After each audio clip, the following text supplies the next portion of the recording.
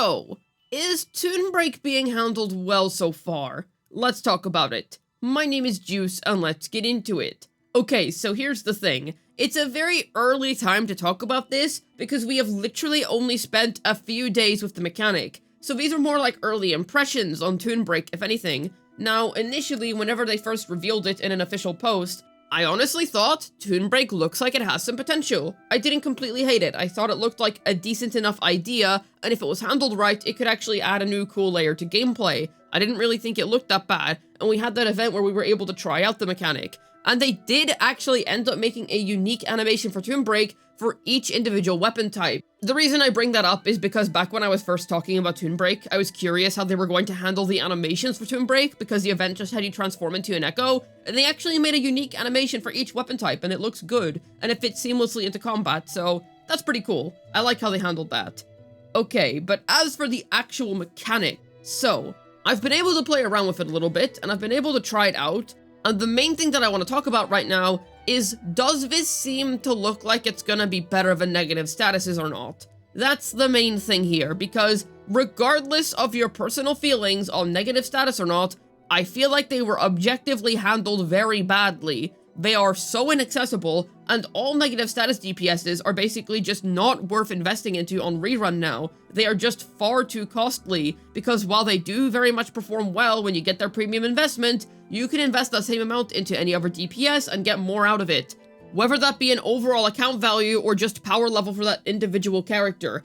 I think there are plenty of people that have been burned by negative statuses and are now wary of any new gimmick that Kuro tries to introduce because of how poorly that was handled. Because even if you like negative status teams, or even if you enjoy your negative status characters, you have to admit that they're very inaccessible. Chase is the first universal negative status character that we've ever gotten, and because she came out on the tail end of 2.x, I am expecting us to get another negative status character at some point during 3.x, and I can only hope that they are going to be handled better than however the last few negative status characters were handled. It's just inherently not a well-designed archetype. And something else that I should add, I don't say this because I hate the negative status characters. I have Zani at S1R1. I have Phoebe with her signature weapon. My own Spectral Frazzle team is quite strong. I see that it's a very good team, and I do use it actively. But holy crap, even if it's a fun team to play, it is definitely not worth the investment.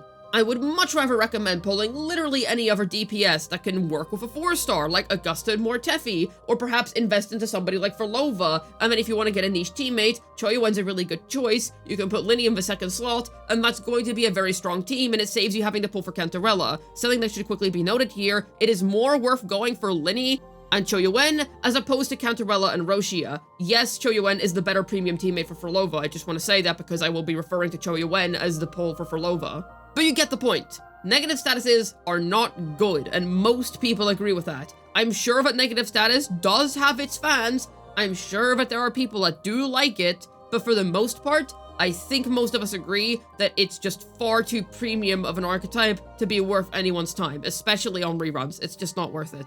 So, Toon Break, new mechanic. Are they going to fumble the bag again? Or does this look like it has some potential?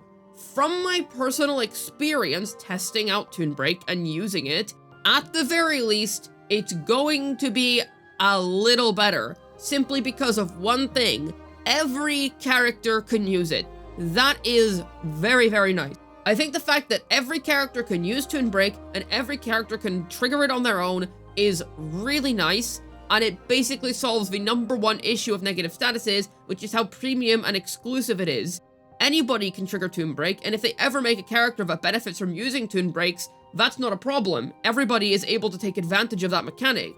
I'm sure they're going to eventually make characters that can trigger Toon Break more often, or they get special buffs from triggering Toon Break, or just something about it. Maybe they deal Toon Break damage. I'm not particularly sure how they're going to handle it, but I do eventually expect them to make a character that does benefit more from Toon Break than the others. But that's actually okay this time, because at the very least, every character is able to use it. And another thing is that Toon Break pauses timers, and it actually deals a pretty nice chunk of damage. So, even if the character you're using doesn't really specifically benefit from Toon Break, that's okay, because you're still able to get just some extra damage out, and it doesn't really cost you anything. The timer doesn't keep going when you use it. So it really just ends up being a net positive on the whole.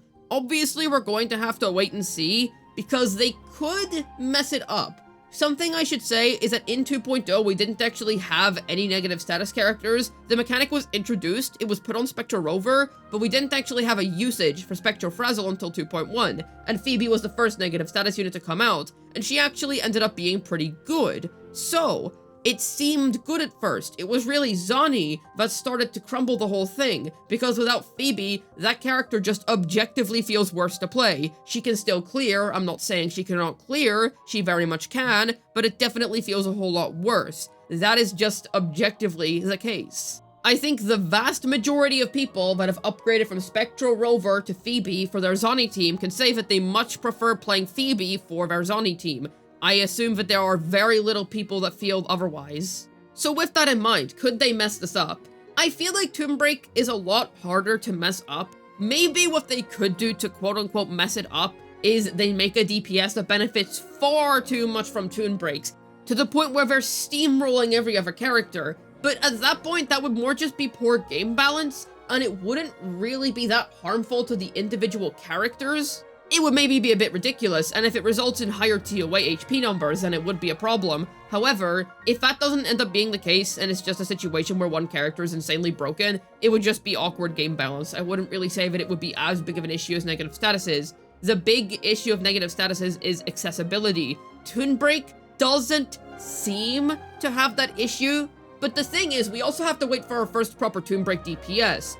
3.0 has two supports that are likely going to make up the Toon Break core, so what I'm wondering is whenever we get our first Toon Break DPS, are they going to be really bad without lynae and Mornier? That's the real question, because okay, Toon Breaks on their own as a mechanic seem pretty chill, because anybody's able to use them, and anybody is able to benefit from them, so that already seems a lot better. However, does that accessibility necessarily matter if the individual DPS is still really going to demand specific Toon Break teammates? Because maybe they're really going to want the 3.0 characters for some given reason.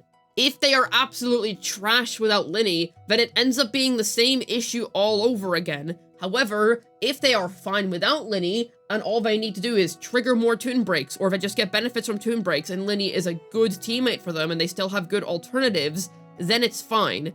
It does seem like this could very much be better, and it does very much help that every character can trigger it, because it does mean that even if you're not using the premium Toon Break duo, you're still likely going to be able to help out whoever your Toon Break DPS is, because you're still going to be building up the Toon Break gauge and whatnot. So ultimately, the main DPS still benefit. Are they going to benefit as much as if they had the premium option? Probably not. But I wasn't really expecting that in the first place. Obviously, the premium option is going to be the best one. I don't have an issue with that. But I don't want there to be some ridiculous disparity the way that there was with Zani and Cardathea when they don't have their premium teammates. My issue with those characters isn't that they have premium teammates. Most Wuthering Waves DPSs do have some kind of premium option. My issue is that they feel borderline unplayable without their premium option. Cardathea did have this remedied a little bit by Chisa, because now she is at the very least playable without Shakona, but she is still significantly worse without Shakona. And Zani, well, that's probably the roughest case of them all. She really doesn't feel good to play without Phoebe. So that's the real issue here. Is the future Toon Break DPS going to desperately need lynae? But the thing is, lynae has quite universal buffs in general. If she ends up being the best in slot, that's not really going to be surprising because she's already just an inherently strong unit. But all I'm hoping for is that alternatives are going to be good. And I really hope that whatever future Toon Break DPS we end up getting is going to still be playable and good on alternative option. Alt options still have to feel good to play, not just clearable, because Zani Spectral Rover free-to-play team can clear, it just doesn't feel good to play at all, and it's a lot harder. I need whatever the budget team is, or whatever the alternative team is, to feel good on the character. And there also has to be alternatives in the first place. Negative status teams were so rigid by design because they were very structured. You had your DPS, you had your applicant, and the DPS had to benefit from the applicant in particular, and there was no substitute for the applicant. I hope that whatever ends up happening with the Toon Break DPSs, they are going to have decent enough alternatives, and they are not going to be complete trash if they are not played with Toon Break specific characters. It does look like this has the potential to be a lot friendlier than what negative statuses ended up being, simply because everybody can trigger it, and because it doesn't really seem to be as exclusive of a mechanic. So I do think that so far, I like Toon Break. I like that every character can trigger it. It is a nice extra chunk of damage for most characters.